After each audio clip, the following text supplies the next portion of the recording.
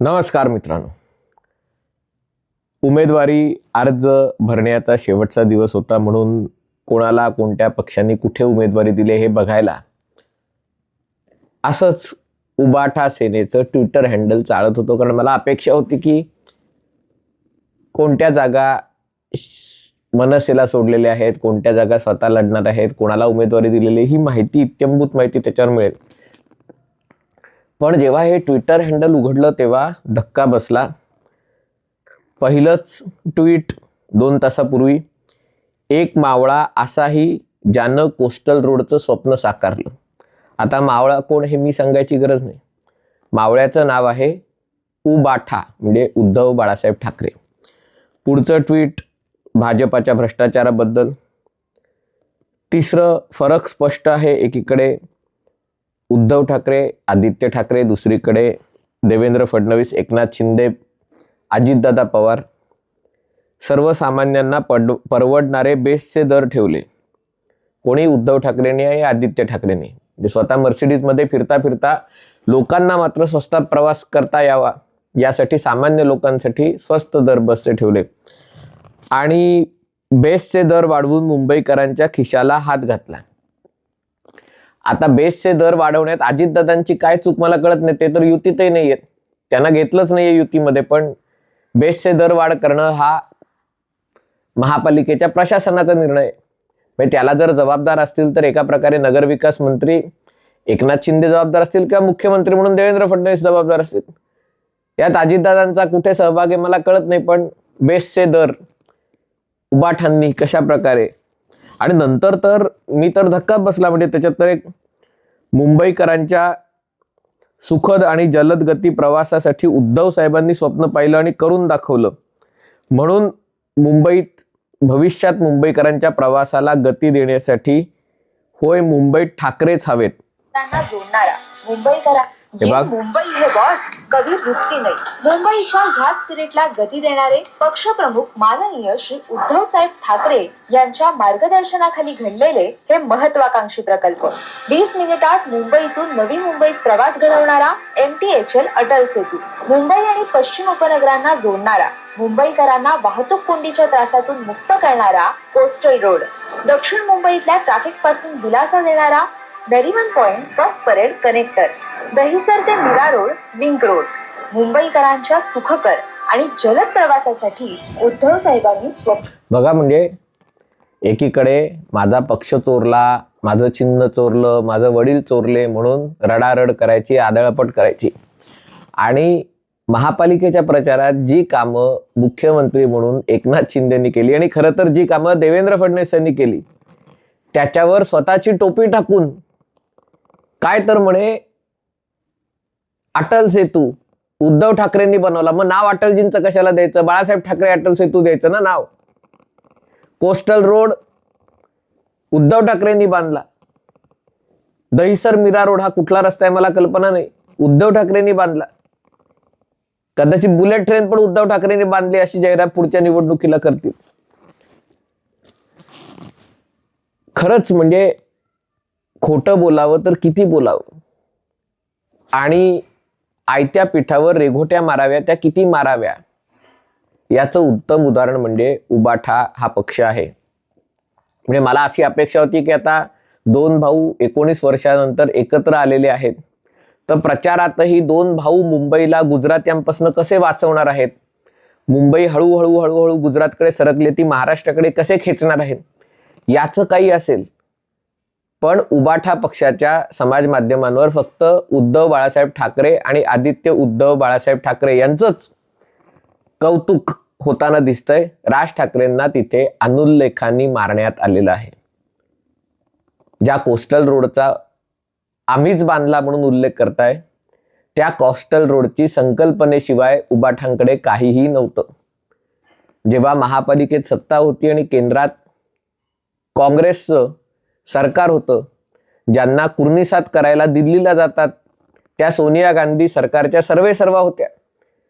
ज्या सिल्वर ओकच्या पायरीशी संजय राऊत बसून राहतात ते शरद पवार कृषी मंत्री होते. पण कोस्टल रोडसाठी पर्यावरणाच्या परवानग्या पर्यावरण विभागाच्या परवानग्या काही ना सोनिया गांधींना मिळवता आल्या ना शरद पवारांना मिळवता आल्या. कारण तेव्हा तर देशामध्ये जयंती टॅक्स चालू होता आणि CRZ क्षेत्रात रस्ता बांधणं हे तर आकलनाच्या पलीकडची गोष्ट आहे. हे झालं ते केंद्रात नरेंद्र मोदी पंतप्रधान झाल्यावर आणि राज्यात देवेंद्र फडणवीस मुख्यमंत्री झाल्यावर शक्य झालं.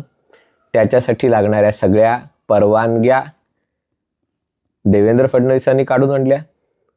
हा प्रकल्प सहज MMRDA देता आला असता, पण तो उबाठांचं स्वप्न पूर्ण करायचं म्हणून तो महापालिकेला दिला. त्या प्रकल्पाचं लोकार्पणही पूर्णत्वही देवेंद्र फडणवीस आणि एकनाथ शिंदे सरकार असताना करण्यात आलं आणि तरी देखील श्रेय मात्र उबाठांनी म्हणे कोस्टल रोड बांधला. तीच गोष्ट अटल सेतूची.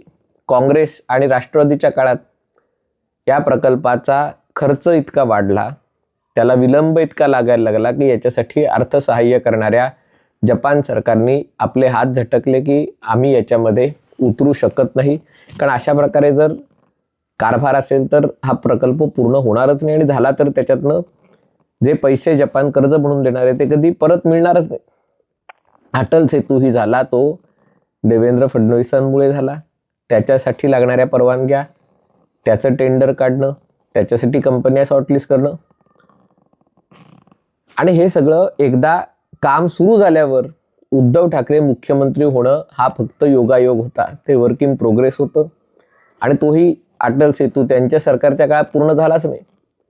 म्हणजे अटल सेतू बांधला जात असताना 2.5-2.5 वर्ष मुख्यमंत्री पद राबवणं हेच उद्धव ठाकरेंचं कर्तृत्व आहे. पण त्याच्यासाठी अटल सेतू उद्धव ठाकरेंनी बांधला अशा प्रकारचा प्रचार करणं किती खोटं बोलावं. तीच गोष्ट मुंबई मेट्रोची असेल, तीच गोष्ट इतर प्रकल्पांची आहे. कारण फेसबुक लाईव्ह करून राज्य चालवता येत नाही. एका तासात बांधावर पाहणी करून मी कर्जमुक्ती केली, मी कर्जमाफी केली, महाराष्ट्रातल्या शेतकऱ्यांची मी कर्जमाफी केली, अशा प्रकारच्या वल्गना मराठी पत्रकारांसमोर करता येतात. पण प्रचारातही अशाच गोष्टी केल्या जाणार असतील तर या निवडणुकीत उबाठा सेनेचं काहीही खरं नाही. आणि मला आश्चर्य वाटतं की इतका स्वार्थी विचार कसा काय असू शकतो. म्हणजे ज्या मनसेसोबत जाण्यासाठी काँग्रेसला सोडचिठ्ठी दिली त्या मनसेचा कुठे उल्लेखही नाही प्रचारात. का मनसेला फक्त साईडकिक म्हणून वापरा आणि सोडून द्या सोबत ठेवलेलं आहे अशी शंका येते. म्हणजे मराठी माणसाला वाचवायला मनसे, पण श्रेय घेण्याच्या बाबतीत फक्त उभाटा. आणि त्यामुळे मला असं वाटतं की अशा प्रकारचा प्रचार करताना थोडीशी, मी काय असं लाज लज्जा शरम म्हणणार नाही, पण किमान मनाची तरी, जनाची नाही तर मनाची लाज वाटायला हवी होती. पण मला असं वाटतं की या निवडणुका म्हणजे अस्तित्वासाठीचा संघर्ष आहे. कारण महापालिकेतली सत्ता गेली तर सोन्याचं अंड देणारी कोंबडी कापली जाईल आणि मग ती कोंबडी गेली तर मग मुंबईत राहून उपयोग काय, हा विचार देखील असणं स्वाभाविक आहे. पण त्याच्यासाठी जाऊन अशा प्रकारे प्रचार करणं, आणि हा नेमका कोणासाठी प्रचार चालू आहे याचं मला आश्चर्य वाटतं. पण जसे म्हणलं की निवडणूक जिंकण्यासाठी जे काही लागेल मग त्याच्यासाठी मामूला खांद्यावर घेणं असेल किंवा मग हा मुलतानी, चंगेज मुलतानीला आपलं म्हणणं असेल, या सगळ्या गोष्टी सुरू आहेत. त्याच्यात देवेंद्र फडणवीसांनी केलेल्या, एकनाथ शिंदेंनी केलेल्या कामांवर स्वतःची टोपी टाकणं आणि पुन्हा माझा पक्ष चोरला, माझं चिन्ह चोरलं, माझे वडील चोरले, माझे आमदार चोरले असं रडत राहणं, हे नेमकं कशाचं लक्षण आहे? मर्दपणाचं तर लक्षण मुळीच नाही आहे. पण ही जर प्रचाराची रणनीती असेल तर ही रणनीती 16 जानेवारीला तोंडावर आपटणार आहे. हा व्हिडिओ आपल्याला आवडला असेल तर कृपया लाईक करा, शेअर करा आणि चॅनल सबस्क्राईब करण्याची विनंती आहे. तुर्तास इथेच थांबतो. पाहत रहा MS48.